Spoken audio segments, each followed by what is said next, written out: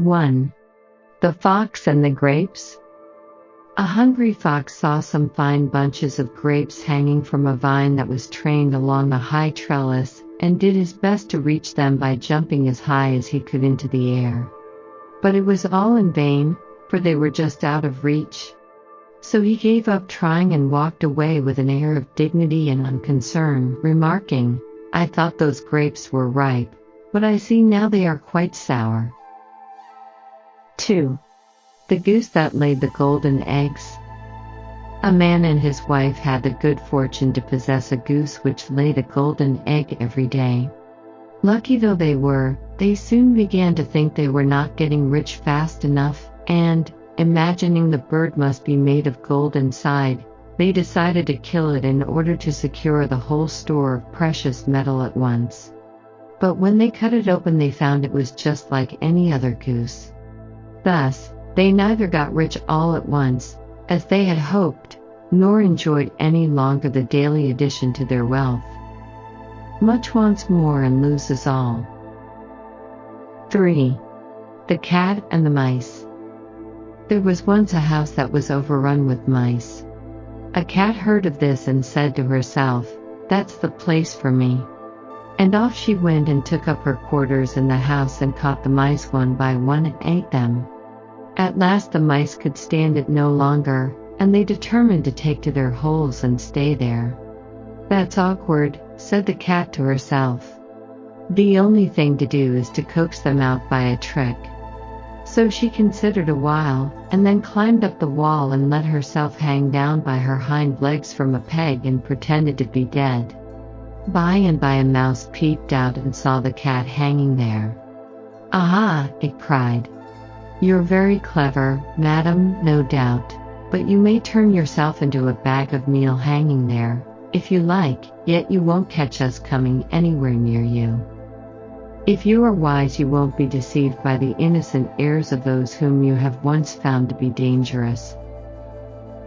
4. The Mischievous Dog. There was once a dog who used to snap at people and bite them without any provocation, and who was a great nuisance to everyone who came to his master's house. So his master fastened a bell round his neck to warn people of his presence. The dog was very proud of the bell, and strutted about tinkling it with immense satisfaction. But an old dog came up to him and said, "The fewer airs you give yourself the better, my friend. You don't think, do you, that your bell was given you as a reward of merit?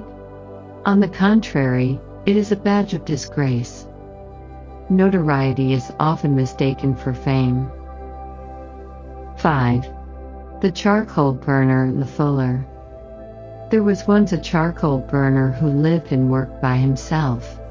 A fuller, however, happened to come and settle in the same neighborhood, and the charcoal burner, having made his acquaintance and finding he was an agreeable sort of fellow, asked him if he would come and share his house.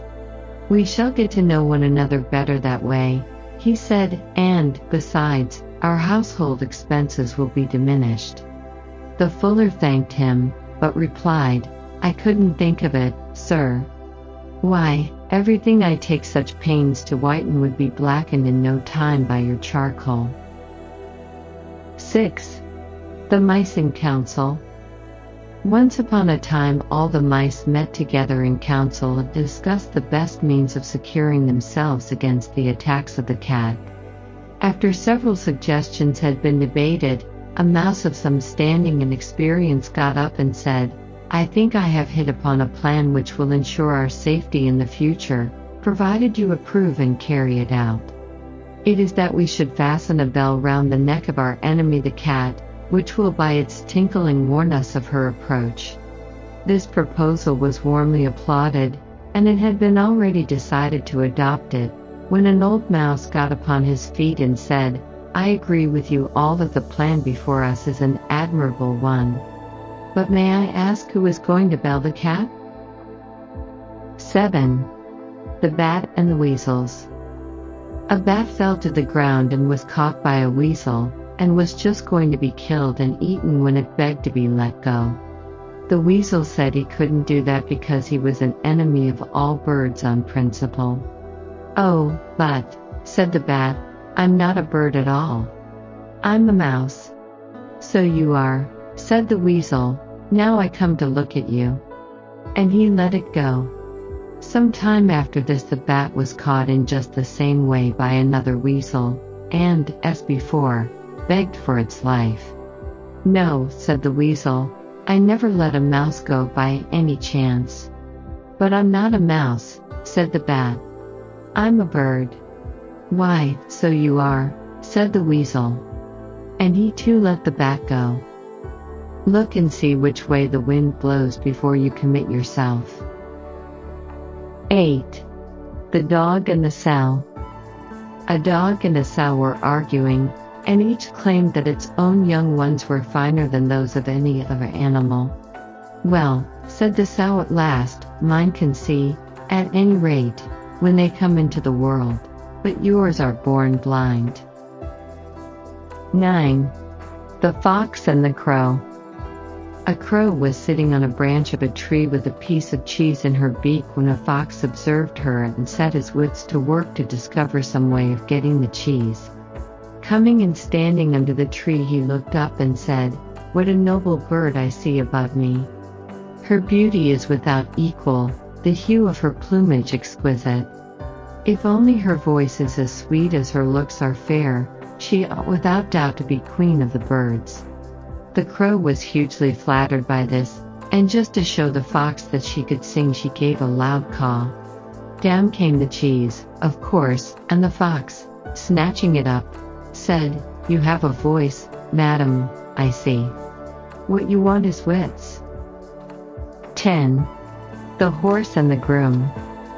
There was once a groom who used to spend long hours clipping and combing the horse of which he had charge, but who daily stole a portion of its allowance of oats, and sold it for his own profit. The horse gradually got into worse and worse condition, and at last cried to the groom, "If you really want me to look sleek and well, you must comb me less and feed me more." 11. The Wolf and the Lamb. A wolf came upon a lamb straying from the flock, and felt some compunction about taking the life of so helpless a creature without some plausible excuse. So he cast about for a grievance and said at last, "Last year, Sirrah, you grossly insulted me." "That is impossible, sir," pleaded the lamb, "for I wasn't born then." "Well," retorted the wolf, "you feed in my pastures." "That cannot be," replied the lamb, "for I have never yet tasted grass." "You drink from my spring, then," continued the wolf. "Indeed, sir," said the poor lamb, "I have never yet drunk anything but my mother's milk." "Well, anyhow," said the wolf, "I'm not going without my dinner." And he sprang upon the lamb and devoured it without more ado. 12. The Peacock and the Crane. A peacock taunted a crane with the dullness of her plumage. "Look at my brilliant colors," said she, "and see how much finer they are than your poor feathers." "I am not denying," replied the crane, "that yours are far gayer than mine. But when it comes to flying, I can soar into the clouds, whereas you are confined to the earth like any dunghill cock." 13. The Cat and the Birds. A cat heard that the birds in an aviary were ailing. So he got himself up as a doctor, and, taking with him a set of the instruments proper to his profession, presented himself at the door, and inquired after the health of the birds. "We shall do very well," they replied, without letting him in, "when we've seen the last of you. A villain may disguise himself, but he will not deceive the wise." 14. The Spendthrift and the Swallow. A spendthrift, who had wasted his fortune and had nothing left but the clothes in which he stood, saw a swallow one fine day in early spring. Thinking that summer had come and that he could now do without his coat, he went and sold it for what it would fetch. A change, however, took place in the weather, and there came a sharp frost which killed the unfortunate swallow. When the spendthrift saw its dead body, he cried, "Miserable bird! Thanks to you I am perishing of cold myself." One swallow does not make summer. 15. The Old Woman and the Doctor. An old woman became almost totally blind from a disease of the eyes, and, after consulting a doctor, made an agreement with him in the presence of witnesses that she should pay him a high fee if he cured her, while if he failed he was to receive nothing. The doctor accordingly prescribed a course of treatment, and every time he paid her a visit he took away with him some article out of the house, until at last, when he visited her for the last time, and the cure was complete, there was nothing left. When the old woman saw that the house was empty, she refused to pay him his fee, and, after repeated refusals on her part, he sued her before the magistrates for payment of her debt. On being brought into court, she was ready with her defense. "The claimant," said she, "has stated the facts about our agreement correctly. I undertook to pay him a fee if he cured me, and he, on his part, promised to charge nothing if he failed. Now, he says I am cured. But I say that I am blinder than ever, and I can prove what I say. When my eyes were bad I could at any rate see well enough to be aware that my house contained a certain amount of furniture and other things. But now, when according to him I am cured, I am entirely unable to see anything there at all." 16. The Moon and her Mother. The Moon once begged her mother to make her a gown. "How can I?" replied she. "There's no fitting your figure. At one time you're a new moon, and at another you're a full moon, and between whiles you're neither one nor the other." 17. Mercury and the Woodman. A woodman was felling a tree on the bank of a river, when his axe, glancing off the trunk, flew out of his hands and fell into the water. As he stood by the water's edge lamenting his loss, Mercury appeared and asked him the reason for his grief, and on learning what had happened, out of pity for his distress he dived into the river and, bringing up a golden axe, asked him if that was the one he had lost. The woodman replied that it was not, and Mercury then dived a second time and, bringing up a silver axe, asked if that was his. "No, that is not mine either," said the woodman. Once more Mercury dived into the river, and brought up the missing axe. The woodman was overjoyed at recovering his property, and thanked his benefactor warmly, and the latter was so pleased with his honesty that he made him a present of the other 2 axes. When the woodman told the story to his companions, one of these was filled with envy of his good fortune and determined to try his luck for himself. So he went and began to fell a tree at the edge of the river, and presently contrived to let his axe drop into the water. Mercury appeared as before, and, on learning that his axe had fallen in, he dived and brought up a golden axe, as he had done on the previous occasion. Without waiting to be asked whether it was his or not, the fellow cried, that's mine," and stretched out his hand eagerly for the prize. But Mercury was so disgusted at his dishonesty that he not only declined to give him the golden axe, but also refused to recover for him the one he had let fall into the stream. Honesty is the best policy. 18. The Ass, the Fox, and the Lion. An ass and a fox went into partnership and sallied out to forage for food together. They hadn't gone far before they saw a lion coming their way, at which they were both dreadfully frightened.